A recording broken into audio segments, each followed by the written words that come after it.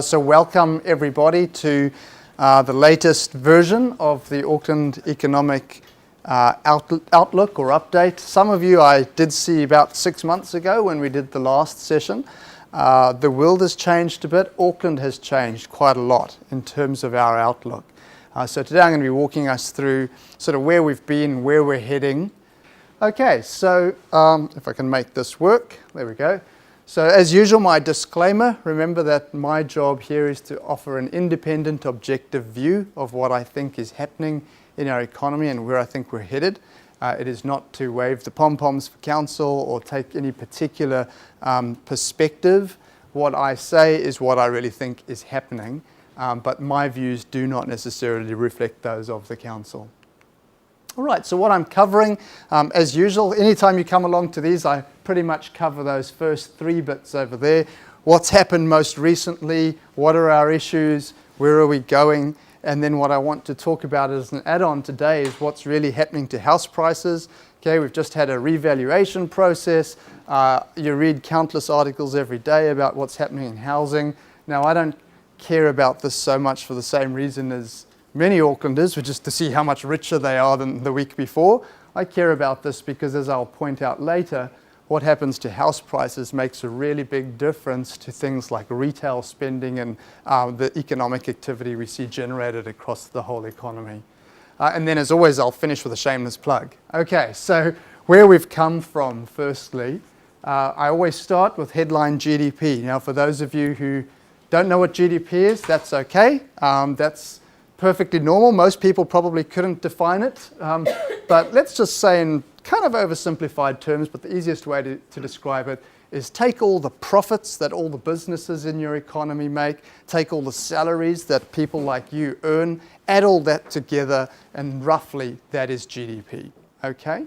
So Auckland has been enjoying really strong GDP growth for quite some time. But as you may have detected in the sort of subline or the subheading of my presentation, we are seeing a change. Growth, but we are seeing quite a sharp and sudden decrease in the GDP growth rate in Auckland. Now, let's not panic about this. This is not, I'm not saying something crazy. I'm not saying it's a recession or anything like that. Please don't leave here and say, the economist is saying there's going to be a recession. I'm not. But what we are seeing is a reduction to a lower rate of growth, slower rate of growth. We've actually received September data. I'm still kind of working through some of that and trying to understand the changes, but our initial estimates for September suggest that the growth rate has actually fallen even a bit more to the high twos, sort of 2.7, 2.8, and pretty much in line with what the rest of the country is doing. So still growing, but a slower rate of growth. The next few slides will help us understand why we're seeing this slowdown in the rate of growth. I pointed this out 6 months ago, slightly different chart, but same kind of story. If you came along to the last one, most of our growth over the last several years has been driven by people, just a massive increase in the number of people, more mouths to feed. That means more cars, more fridges, more internet services, more electricity, more clothes, more food, and that has benefited a lot of the businesses across the city. 130,000 new people in our city over the last 3 years. That's through both migration and natural population increase. That means about 46,000 houses needed to be delivered just to meet the need of those people. We've only produced around half that number. So that's created a huge shortfall in housing on top of a shortfall that had already been established. We'll talk about that in a few minutes as well. Now, what about migration? Migration gets a lot of coverage in the media. What I've commented on often is that migration, this net migration picture, consists of two things. It does include foreign migration, so non-New Zealanders moving to Auckland or the rest of the country, but it also includes a whole bunch of New Zealanders choosing not to leave or coming back from overseas. So you know that we've, for many years, had this relationship with Australia that at certain times we see huge numbers of New Zealanders move over there. That's just not happening at the moment because actually the New Zealand economy and the Auckland economy has been doing really well. And so we've seen this massive net migration, sort of the highest we've ever seen. But again, there's a but over here. If you look at the rest of New Zealand, the blue line in this chart, you can see it sort of peaked about a year ago. It's fairly flat, but certainly on a downward trend. And you count the number of months, there's quite a few data points there. It's clearly peaked and seems to sort of be heading down. Auckland is harder to tell. The last data point is down, but you can't draw a conclusion from one data point. But it is possible that migration is finally beginning to turn down a little in Auckland. And that's something to watch. And I'll come back to it a bit later when I talk about the new government's policies and their implications for Auckland and the housing market. A really important point I want to make here, though, is what I say on this red arrow. Okay, this only shows 10 years on the chart so that it's sort of more understandable. But if you look back in history, at no time in the last 16 years has Auckland had a period where its migration has been negative. Yet you look at the rest of the country, and there are two examples, a particularly big one over here, where the rest of the country was losing up to 10,000 people a year. Auckland has grown in migration terms alone, excluding natural growth, throughout this period and the 6 years prior to what you even see on this graph. So our assumption needs to be pretty much that we're always going to see some migration growth, even if the rest of the country is seeing a net outward migration or emigration. Auckland seems to continue to get new people, even if it's at a lower level of 6,000 or 7,000 compared to the sort of mid-30s we're getting at the moment. I think that's a really important point to bear in mind. People are choosing to be here, and even if migration falls significantly, if it gets down to this level or this level, we're still likely to see a net inward migration into Auckland. Okay, retail spending, I alluded to this earlier.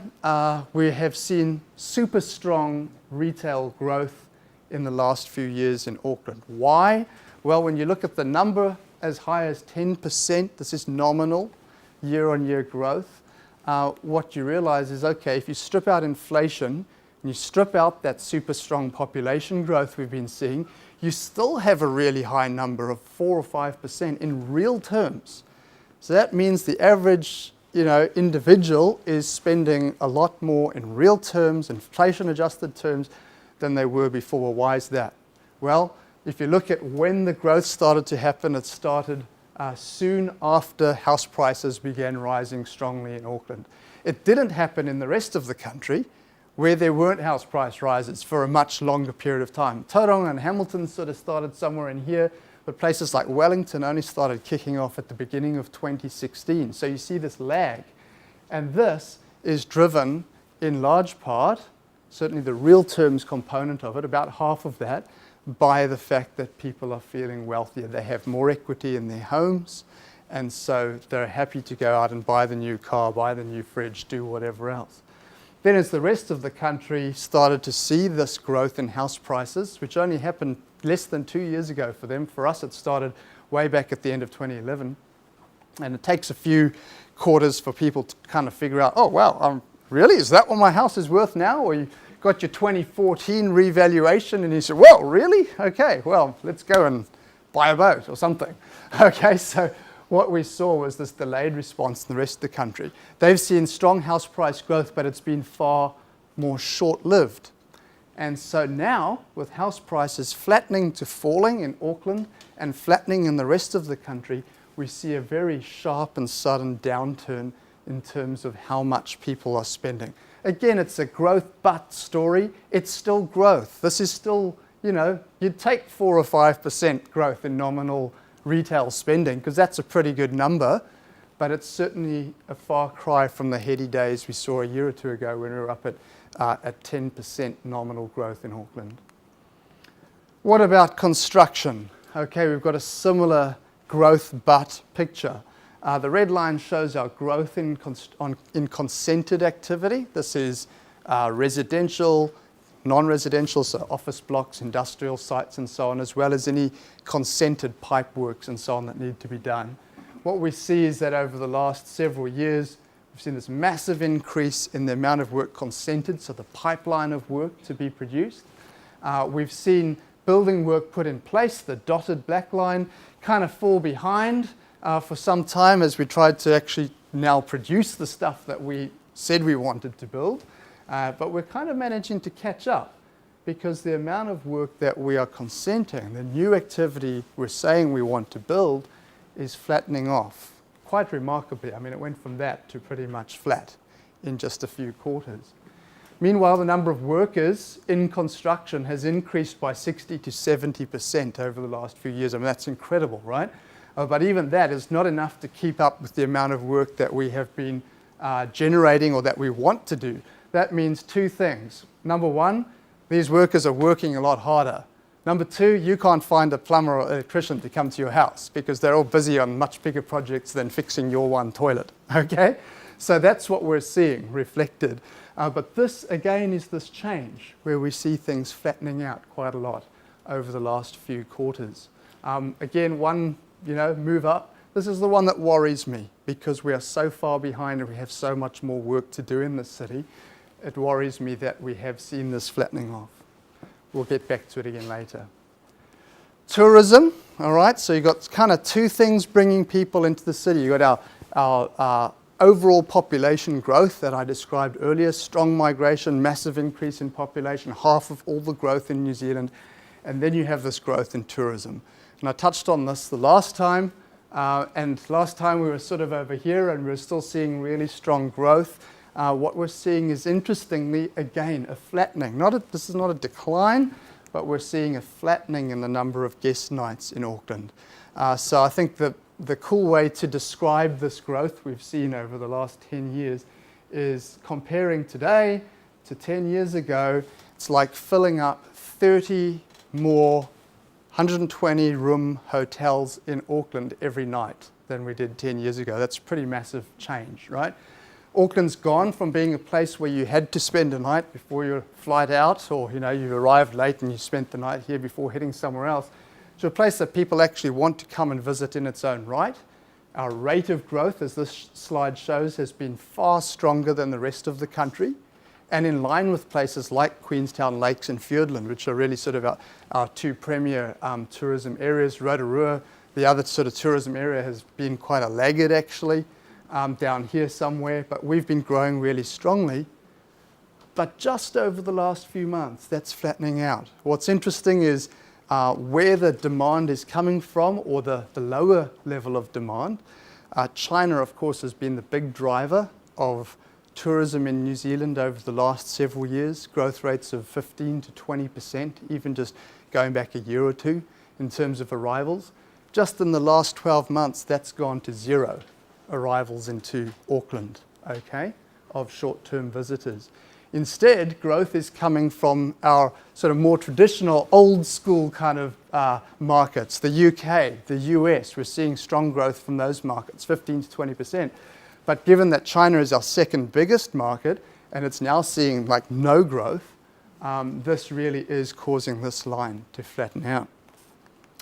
Okay, so that's kind of the drivers. We've got the permanent population that's constantly here. You've got a lot more people coming in who are passing through. They're on vacation or doing business or whatever else. And of course, this is creating challenges. And this part of the presentation hasn't changed much since last time. If anything, the challenge is bigger, okay? We're still not building enough. I've just talked about that and expressed my concern about the fact that we're seeing consented activity really kind of flatline, the residential space in particular. We had this really good pattern, consistent growth in the number of dwellings we were consenting. We've fallen away from that, and we continue to fall away from that sort of pattern of growth that we saw, and that's a problem with all the work that we have to do. The other thing is, of course, the infrastructure challenges. All those people, whether they are migrants or visitors, or naturally added to the population here, have to get around our city somehow. They all need, taps that work and toilets that flush and buses to get them to work or whatever else. And so we have these huge challenges. This is sort of one of the two classical definitions of economics, okay? We have a world of unlimited wants, but we have limited resources, be that cash or people or skills or whatever else that we can use to generate or meet those needs and wants. And what we're seeing in our world, not just here in Auckland, is that we're constrained by the resources we have or don't have, but we also see the demand of the average consumer and the expectations of service levels continue to rise almost endlessly. So I don't just want the same, level of clean water that I had last year. I want it to be cleaner. I want this done better. I want this done faster. And so we have these unlimited wants in terms of improving service levels and what we have access to. And of course, that places huge strain on a council like ours, on private businesses trying to keep up with what customers want as well. And when you're finance constrained the way that we are, that's a real challenge. Look out the window, all right? How was your commute to work today? Have you noticed the change in speed over the last year or two? How much longer it might be taking you to get to work? These are real challenges. $20 billion is the estimated cost just for the future urban land supply areas. That's about 140,000 dwellings. What about the rest of the infrastructure that we have and that we have to deal with and replace and renew? These are big challenges. And as we go through a long-term plan process, of course, it raises questions about who can afford to pay for this and who should pay for this. Okay, so hold on, should I be paying for the new development 30 k's that way through my general rates, or should they be paying? These create all sorts of political and economic questions. I have strong views on that, which I'm happy to share afterwards, but these are challenges that we're dealing with. So what about where we're headed? The big but, okay, as I said earlier. We've got this growth, but it is slowing, okay? So whereas we've had 3 to 4% GDP growth, we're now looking probably at 2.5% GDP growth over the next couple of years. Construction is slowing, although it really shouldn't be. This is a real headache. There is no single solution here. There's a bunch of things that are stopping us from getting the development we need to provide the housing we need. I don't think I have a picture. Oh, I think I do have a picture on it, so I'll leave that till later. But we're massively short, and I'll talk about it more in a minute. How are we going to get over that hump? Tourism, slowing growth. Retail, slowing growth in part because house prices are flatlining.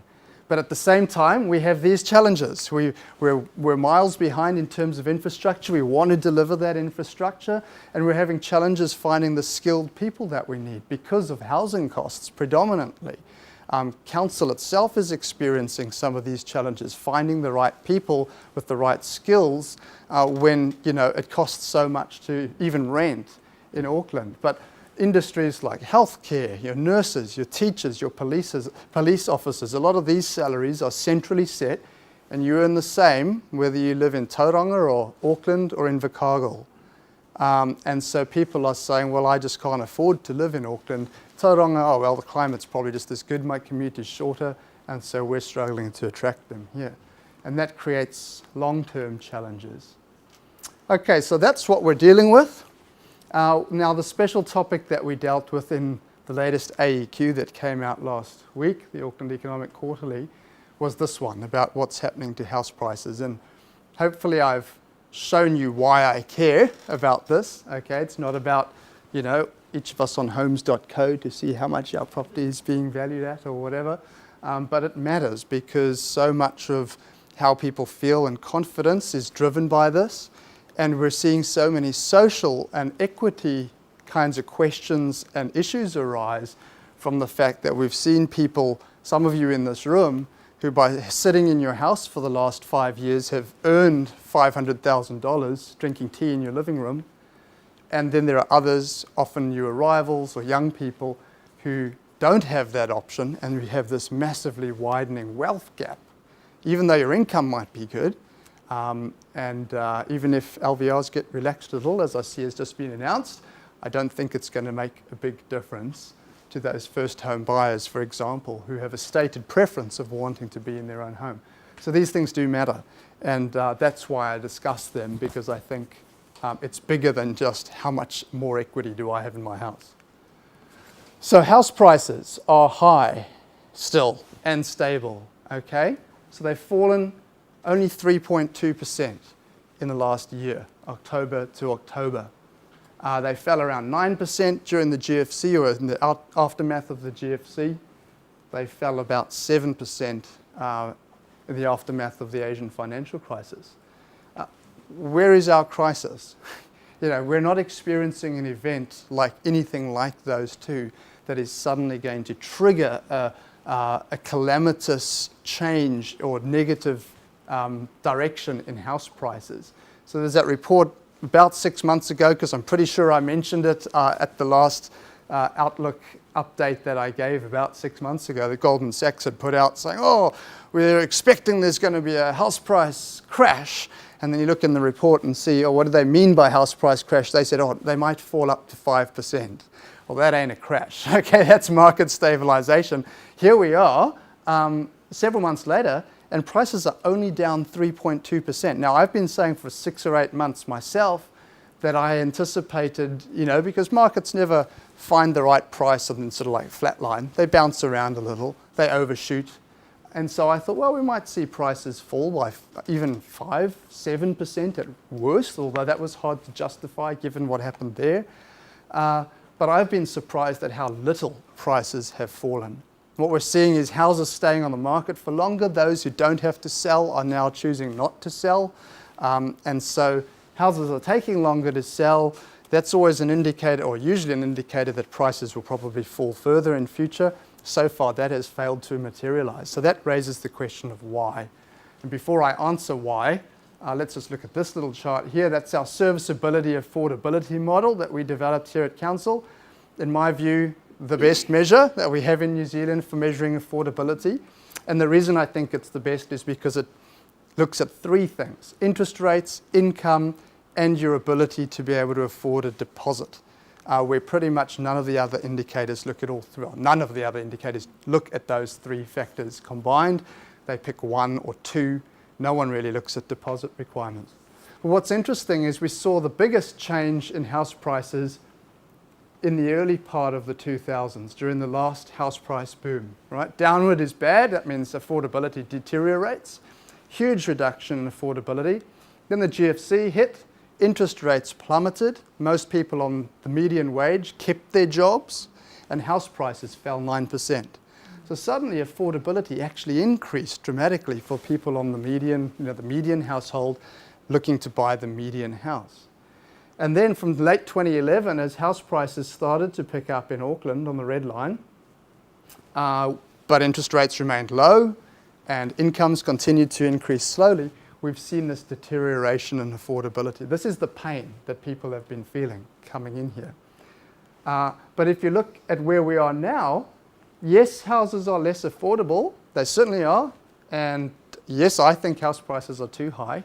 But we're actually about 7% less affordable than we were just before the GFC hit, which is kind of interesting. But yes, they're certainly less affordable, but sort of stabilizing at that level with house prices now flattening, interest rates staying roughly the same. Okay, so my shortfall tracker. How many houses short are we in Auckland? Well, the comment I've been using a bit lately is that 2 weeks before the election, I was a left-wing liberal lunatic, okay, because I was saying we were about 40 to 45,000 houses short. 43,000 is the number that we have.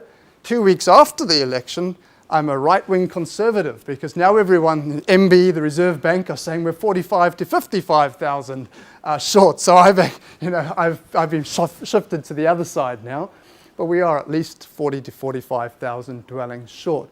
And so what does this mean? Well, the basics of supply and demand, right? A whole bunch of people would prefer to be living in their own homes. If prices just fell a bit, some of those people would suddenly be able to afford it. So you have this floor that is going to keep prices from falling too far, in my opinion. What about things that are changing out there that might make prices drop a little bit more? Well, let's look at that. Interest rates. So as I explained earlier, when I showed you changes in affordability, a lot of that change was because interest rates are so much lower now. You can borrow 40 or 50% more than you were able to borrow in sort of 2006 and 7, purely on the fact that your interest rates are so much lower. But interest rates remain low and are expected to remain low for the next several years. So the Reserve Bank, all the big commercial banks, and me see no reason for interest rates to suddenly start climbing. In fact, just as we were coming here, we saw that retail mortgage rates are coming down again. Banks were struggling to source wholesale funding offshore. I won't bore you with the details, but that's become a little bit easier. And so we're actually seeing banks now competing again on how much they loan money to you at, okay? And many of them are dropping their rates again. So this may actually trend down over the next few months. So interest rates are not about to shoot up. That means that interest rates are not going to be stripping out a whole bunch of potential buyers. So they're not really going to be dampening demand very much. What about loan-to-value restrictions on investors? So the announcement this morning was that they will now reduce this limit that says that investors have to have a 40% deposit to 35%. Seems like a small change, but when they first introduced them, they set the limit at 30%. That seemed to capture almost no investors. Then they put it to 40%, and it had quite a big effect. So I suspect it will actually make it easier for quite a few of these investors to get back into the market who are in that sort of equity bracket. But here's the point I want to make. Much of the media has focused on this change. When the government introduced loan-to-value restrictions on investors, lending to investors, as recorded by the Reserve Bank, plummeted. You can all see that. It's very obvious. The Reserve Bank said you have to do it by October or November. The bank said, universally, we're going to do it right now in July, and lending to investors fell off a cliff. That's the part that gets reported. This doesn't get as much playtime, which is core logic data on who's buying houses. And it shows that in Auckland, the share of houses being bought by investors has barely changed, and over the last several years has actually increased from about 36 or 37% to now it's between 41 and 44%. It changes from month to month. So what does that mean? It means that mum and dad investors buying the first investment home who didn't have that much equity got squeezed out, while expert investor with 5, 6, 7 properties now has the road cleared to be able to buy property number 8. That's what's happened. Now, I actually agree with LVRs on investment properties. I think it is a good mechanism. Investment property tends to be far more risky from a macroprudential financial system stability perspective than lending to households for owner-occupied properties, at least in New Zealand, where we don't have a history of a subprime market and so on. But this is an unintended consequence that actually we've pushed some of those smaller investors out of the way in favour of larger investors who in percentage terms are as active in the market as ever, not really affected by that restriction at all. Nevertheless, this has removed some of that demand, right? People looking for an investment property, some of them will have been removed from the market. What about foreign capital? Now, again, this gets a lot of political coverage. How big a role did foreign buyers really play in the market? Well, the last government had a view, very different view from any real estate agent that you go and talk to. I just wonder who's telling the truth. Who knows? I'm not going to speculate on that. But here's what we do know. Here's what's happened in China over the last few years. So China, as it's become wealthier, was building up huge foreign reserves. Okay. Then over a 2.5-year period, they saw an outflow of $1 trillion US, 1.5 trillion New Zealand dollars. That's about 5 times our annual GDP, left China in 2.5 years. Chinese government wasn't okay with that. That can create all sorts of currency issues, especially in an emerging economy. And so they basically introduced a whole bunch of new rules at the end of 2016 to restrict how money could flow out of that economy. This money was going everywhere, right? It was going to New Zealand, to Australia, to the US, to the UK, to Canada, a lot of it was ending up in property markets.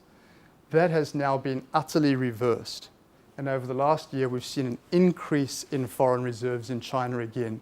And although the government hasn't specifically said you can't use this money for foreign property, in reality, a lot of the banks have said, well, we don't want to lend you the money or let you take the money out for property investment.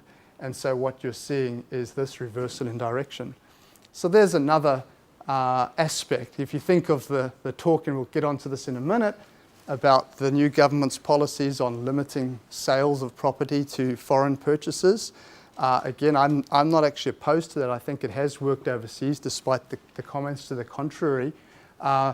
In many ways, the horse has bolted, at least in terms of one market. If we'd done it 3 years ago, it may have made an impact.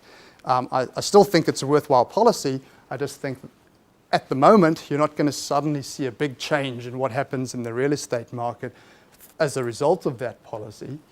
And so that means its impact will be muted. So did this remove some more buyers from the market? Yes, absolutely. Again, go talk to your real estate agent. They will confirm that to you. But again, it's at the margins. It's those couple of percent here and there that these kinds of things will be removing. You've got to keep in the back of your mind 43,000 dwellings short. Okay, let's talk very briefly about the new government's proposals, and then I'll wrap up. I already mentioned the ban on foreign buyers of existing homes. I think that's quite a good idea. I'm kind of torn, okay? In some ways, you think, well, this is a property, it's for sale, people can buy it, they can use it as they like. But if there's a stated economic preference in a particular society, and this might vary from city to city or country to country, where you've got other challenges emerging as a result of a housing shortage or whatever you like, then is it appropriate to consider other things that have a wider economic benefit? Yeah, it probably is. And so we see that has worked in places like Australia, and it means that foreign purchasers can still buy property, but they have to add to the housing stock, which means you're actually increasing the number of dwellings available. Reduced migration, that's another one that could affect housing. And again, I think there's a lot of reasons why you might argue for or against it. But if what we're seeing with that overall migration picture, that it's already starting to turn, and again, yep, that's maybe a good policy, but it's probably going to have a relatively muted impact if migration starts to turn down more strongly. In the case of Auckland, will it just mean more of the total pool of migrants come to Auckland, or will Auckland see a fall? I'm not sure. Time will tell. What about Kiwi Build? So those focus on the demand side, right? Let's reduce the number of people who are able or choosing to buy a home. And so that makes it easier for those in the market to get houses at a price that they can afford, or for supply to keep up. Kiwi Build focuses on the supply side. So let's crank up the number of houses we're delivering and eat into that shortfall that I mentioned earlier, that MB says is 45,000. Well, that means 5,000 homes a year in Auckland for 10 years. That's the target. So as soon as that policy came out, I sort of trawled through the data and through Phil Twyford's comments and so on to try and understand as much about it as I could. He's acknowledged that there will be a ramp-up period, right? You don't go from 0 houses to 5,000 in a year, which he reckons will take 2 to 3 years. I think that's quite optimistic. I think it's at least 3 years and possibly longer. So that's a factor to bear in mind. We're not suddenly going to have 5,000 new houses a year. Second is the question around additionality or displacement. So direct from the policy and from the horse's mouth, as it were, Phil Twyford's made it quite clear that part of what they will be doing is going to places like Hobsonville and saying, we will buy up 30% of houses planned here, buy them off the plan, effectively, okay? Now, in many cases, Hobsonville's a great example. That's basically displacement. That's activity that would very likely happen anyway, whether the government got involved or not. And so it's not really going to be adding additional houses. It'll just be government providing certainty by purchasing that 30%. In other instances, it will have a greater value than that. Think of your multi-unit type developments in the city. Banks are quite nervous about lending to developers. They've been burned a bit in Australia, repeating the mistakes we made in the early 2000s. And so if the government goes in and says, hey, we're going to buy 30% or 40% of the dwellings in this new 200 apartment complex or whatever, that can provide more certainty to the developer and therefore to the banks. And that might actually mean we get more built than we would otherwise do. So there is some value to it, but they're not all going to be new. There's just no question about that. Something else I'd mention is, even if we get up to 2,500, even if half of those are actually additional, 2,500 a year, well, we're building about 7,000 to 8,000 a year in Auckland at the moment. So that's a 30% increase over what we're doing now. Where are we going to find the workers? It's a real challenge. So I'm not opposed to this thing. I think it's a good idea. I just think it's going to have some real challenges that we're going to have to look to overcome to actually get those houses delivered. So all those things considered, the scale of the backlog just means I don't see some dramatic change in house prices over the next few years.